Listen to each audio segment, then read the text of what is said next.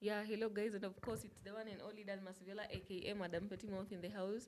Guys, welcome hapa Mutembei TV na niko na Azimio Rebels. Good morning. First, we should not call us Azimio rebels because we are not in Azimio. We are in Kenya Kwanza. I mean, UDA specific. I'm a member of UDA. So I'm not rebelling against any Azimio. Yeah. Kwa majina kwa wale wenye wakujui kitambo ulikuwa unaitwa kijana wa babu, kijana wa amo. Yeah. Saizi mimi ni Faruk Kibet. Yeah, that's me. Aspiring youth leader, Embakasi's constituency, and aspiring MCA 2027, Embakasi ward. Yeah. Kwa majina unaitwa nani? Yes, kwanza hata bado nilikuwa nataka kuclarify hii story ya Azimio. Tumelegea polepole. Sisi tuko Kenya Kwanza, specifically in UDA. Mimi naitwa Stafford Ochieng aka Prophet, na pia mimi ni mmoja wa aspirants wenye wanavai katika county ya Nairobi ku represent wale special needs or special interest groups in the upcoming party grassroots. We want to paint Nairobi ikue green. Kazi ni kazi. Vijana lazima wapate kazi, vijana lazima waende shule, vijana lazima wakuwe na pesa mfuko, walipe tax, nchi endelee.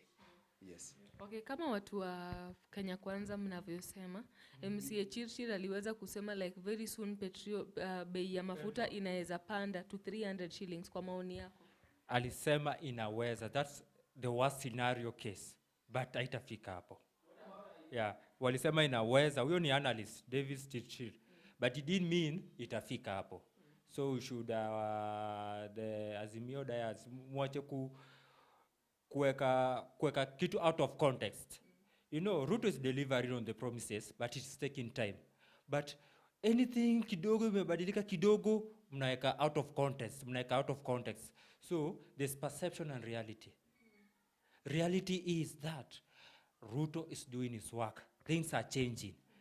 But the perception that is being created by Azimio people that we are failing is a no. Just let's give RUTO time. Today's giving his State of the Nation address, and he will deliver. About the changes in ID and other things, you know, things change. These things were...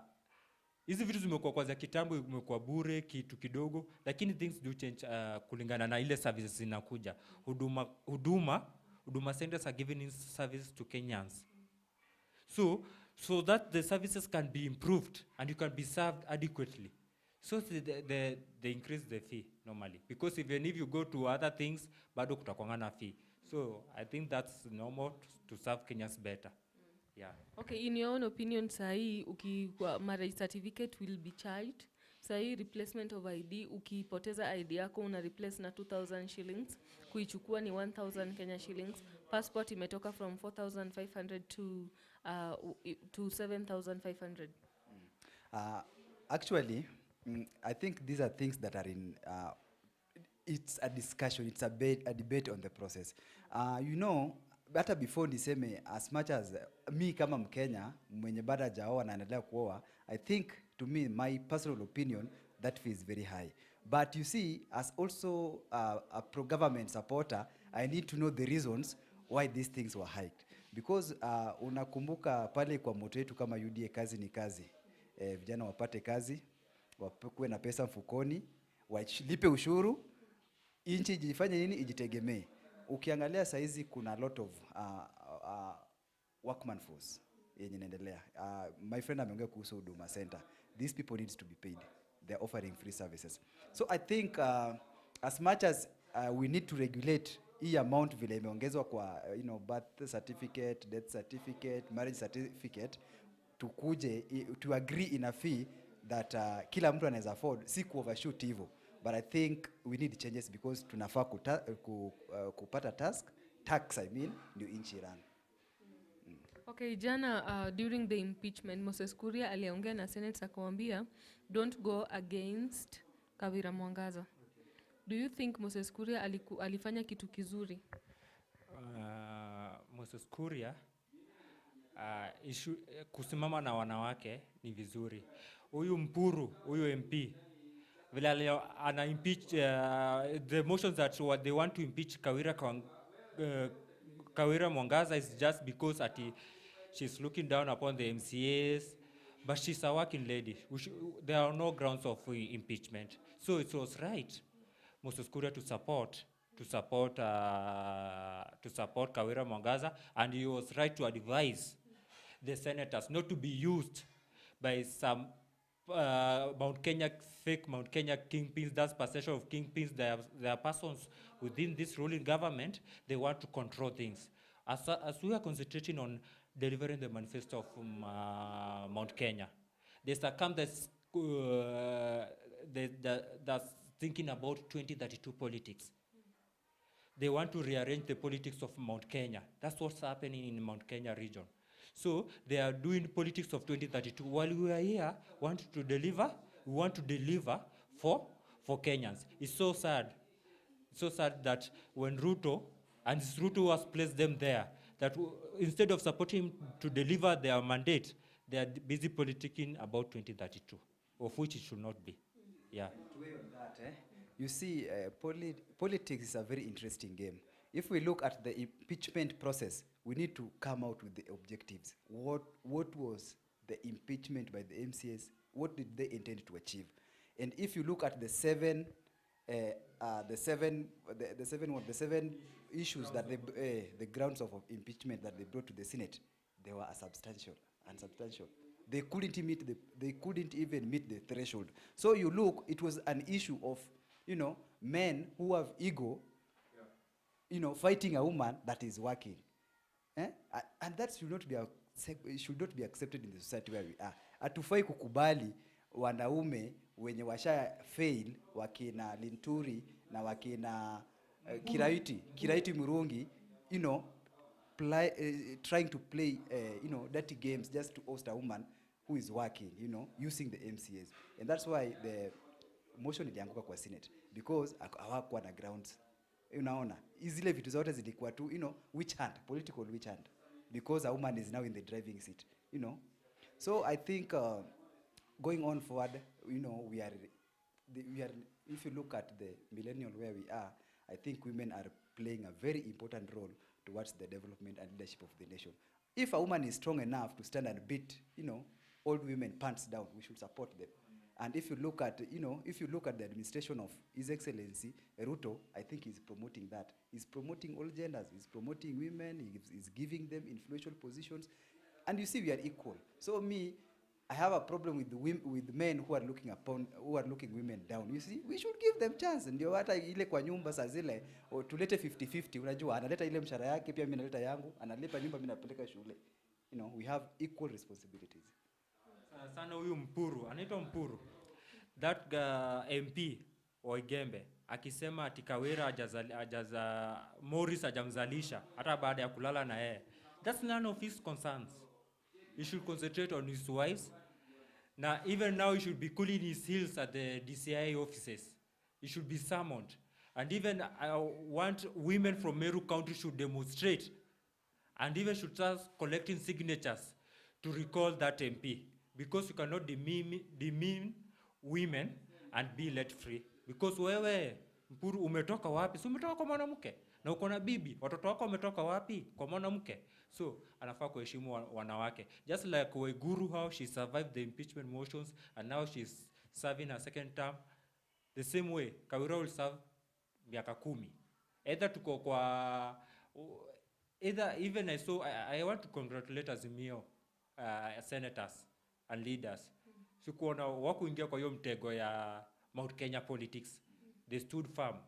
Because there's someone in Mount Kenya who wants to control Mount Kenya politics about kingpins, and I don't know that person yet, but I know tutawajua wao watu wanafanya those cartels that they are controlling Mount Kenya politics. They want to impeach this one. Kwanza Moses Kuria asked, kweli, is it from Mount Kenya that we find MPs governors to be impeached? Because even hata brother Kashagwa Nderitu 2013 alikuwa impeached. Motion ilikuja kuwa impeached. In Central Kenya, Mount Kenya, ndo unapata governors. Out of 7 governors wamekuwa impeached. Motions zimeletwa kwa Senate for impeachment. So the Mount Kenya people, my brothers and sisters, you should be cool on impeaching your governors. Let them work, let them finish their term. Kuamua ni 2027. Okay, there is a fight that is ongoing. Kuna kingpinship inapiganiwa Mount Kenya. Maina Njenga is there, Gachagua is there, Kindiki Kithure is there. Yeah. Gachagua said he is not interested in the kingpin position, that he is a deputy president, because kingpin position has no salary, has no retirement terms, has no office, so he's not interested. And you have seen this playing out. Even Moses Kuria is in the midst. From a political perspective, you saw Moses Kuria met with Raila ODINGA in Mombasa, met with Kalonzo, and he went and met with Maina Njenga. And yesterday he said, if you want to come between me and Raila, you'll be the madman. Because, so I don't want to come in between those Mount Kenya politics kingship. Hata huko kwetu Baringo bado hiyo Barchok, Sengei bado kuna hiyo kingship position. West Pokot kwetu Kachapin na Professor Ole Nyangapo bado kuna hizo supremacy battles. But as Kenya Kwanza, as a youth leader and as the president of volunteers for RUTO 2027, I want to say this. Our only kingpin we know is William Ruto, and now we are delivering goodies to Kenyans, and we will serve Kenyans. Mambo ya siasa 2032 tutaamua. Even we can change the referendum come 20, we can go to a referendum, change the constitution 20 after Ruto secures his second term, and have that 7 years, and then Ruto starts again, we go another 14 years.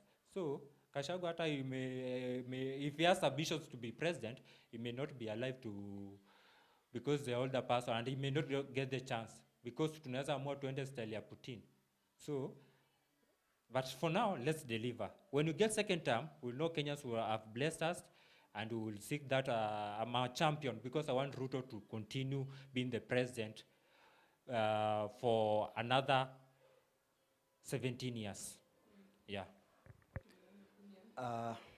Okay, the story of kingpinship, I think hii tu ni succession politics. You know, Mountain wanafilingi wako entitled a lot to, you know, to be part of the government or part of the top decision-making people within any particular government. And if you look right now, if you look the war that is happening in Mount Kenya, this is a war by design. It's a war by design. I'll tell you for free. Ukiangalia, you know, the moment Ruto appoint Gachagua kukuwa, you know, deputy president, alijua who he was appointing very well. Alikuwa namjua vizuri. And that's why before even after elections, UDA kakuja into power, aliweka a lot of checkmates. You know, first alipea Kimani Ichungwa the load of majority just to checkmate Gachagua. Then akapea Kuria CS for trade just to checkmate Gachagua. Because he knew that now when tukirudi kwa election 2027, kama huyu jamaa atakuwa checkmated, then itakuwa very strong. Atakuwa na so much power in the central that kama president anafaa kuwa na central, lazima afanye nini? Lazima apitie kwake. So that's why he, you know, set a lot of traps. And then pia Ndindi Nyoro, akachukua Ndindi Nyoro akamweka pale kama chairman wa budget committee, so that anaweza kutengeneza pesa, atembee nayo kwa ground, unaona, akifanya one or two things. Ndio hiyo balance kusikwe na like a proper kingship in the mountain, you know. So if you look at all these battles, it is succession war, because now these checkmates, you know, kila mse ana feel that atakuwa entitled to inherit the base, the Mount Kenya. And then kuna huyu nani, kuna Maina Njenga, who is also feeling that Uhuru anampea hiyo ni tarehe 9 December when Uhuru is coming back. They have 31st of December, yeah, when Uhuru is coming back to crown the next king of Mount Kenya, you see.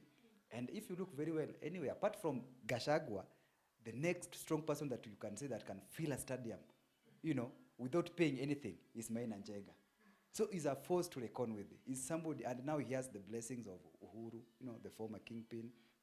He has the blessings of, now he met with Moses Kuria, and you see, these are signs. So mi naweza sema tu in brief, hii kingpinship sioni, but mi naona battle ya succession politics that is happening between, you know, these other guys who are in government and these sisi sasa wenye tuko kwa government na wale wengine wenye wako kwa opposition, because iko kila mahali. It's not in central peke yake. Ukiangalia Ukambani, there is that war. kuna huyu Mtua, kuna Kalonzo. You go to my own backyard, Nyanza. Hapa kuna even a bigger war. Unaona, because our, baba ana retire very soon, or maybe age is catching up with him, and kumeanza kukuwa na hizo debates za succession, of which mimi hata ukiniuliza mimi babu is the next kingpin of Luos. You look at how things are flowing and the influence mtu ako nayo, and then you say that, so iko kila mahali, iko kwa kina huyu, uko Bacho. Saizi umesikia kuna Cherengai wamekuwa na issues na Murkomen, because he thinks that Murkomen has so much power and our belittle, unaona. I mean, even hata Waluya kuna hiyo rivalry between Cleophas Malala, Mudava, Weta, so I think it's about succession politics, and maybe we'll see how it plays after 2027 realignment. Okay, Senate jana walianza kusema like they want to impeach Moses Kuria. Yeah. Do you think they're going to be fair? Those are just kicks of a crying baby. Senate has no power. It has, but the Senate has no power to impeach CS. It's only the National Assembly. The Senate should stick to trying to impeach governors, but CS, the mandate lies with the National Assembly, and as far as I know, Kimani Ichung'wah has not brought any motion, or no MP has brought any motion to Parliament to impeach the CS Kuria. Sasa CS Kuria tuwezi government, even one thing I can tell you about Ruto cannot let Moses Kuria, because Moses Kuria is a loose end. If we let him, we will see a lot of drama, and we'll have given him free time to decampaign what we have taken almost a decade to build. Yeah. Okay, the move, I was looking at the move in two angles. The positives of impeaching CS Kuria, and the negatives. And actually I came into conclusion that in fact there will be more negative impact if Senate moves, compels the Parliament to start a motion of impeaching CS Kuria. Because as Kibeta has said here very well, hey, that guy, is a loser. That's a guy if you lose, and the much information that he has about government. Formerly was former CS for trade, and this is where the deals happens. Buying of oil, the trades. Election.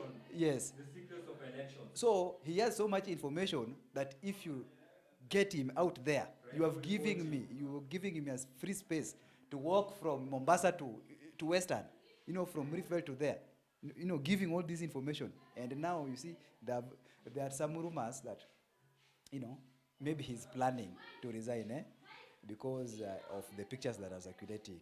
Hii yenye wamekuwa na Raila, Kalonzo, and now Mainanjenga. And then it's not a coincidence that immediately after those pictures circulated, then Senate wanakuja hapo wanasema wanataka ku pitch because alikuwa involved in ku defend Kawira. So I know in politics nothing happens by chance. It's either by design to achieve a certain objective, and we are yet to see the objective. But I know President Ruto can't allow CS Moses Kuria to be impeached unless he resigns. Yeah. Okay, don't you think that Moses Kuria could be a threat to Ruto, being that walionekana na Raila, and in case Raila poaches him? Okay. Moses Kuria is playing mind games, both in Azimio for us, and both in Azimio and in UDA for us. He was in Nyanza region the other day, and he said that shares, your government should be given to all communities, not specific. So he was directly fighting who? Kashagwa, who said the shares should be given to who? To Mount Kenya region and to those who voted UDA. But the position of the president is that every part of the country should develop. So this thing is not about is Mount Kenya politics playing? Is Mount Kenya politics are turned? And what Moses Kuria went